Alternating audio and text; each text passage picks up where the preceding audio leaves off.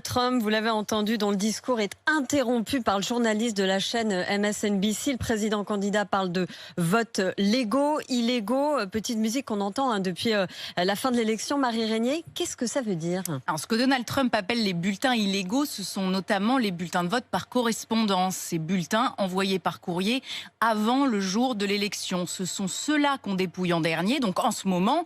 Et ce qui s'est passé, c'était d'ailleurs attendu, c'est que dans les États clés comme la Géorgie ou la Pennsylvanie, Donald Trump était effectivement en tête au soir de l'élection, car ses électeurs à lui se sont massivement déplacés mardi pour mettre leurs bulletins dans l'urne. Ils ont très peu voté par correspondance.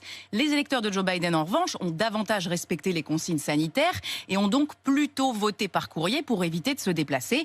Et donc, à mesure que l'on dépouille ces votes par correspondance, eh bien, l'avance de Donald Trump se réduit.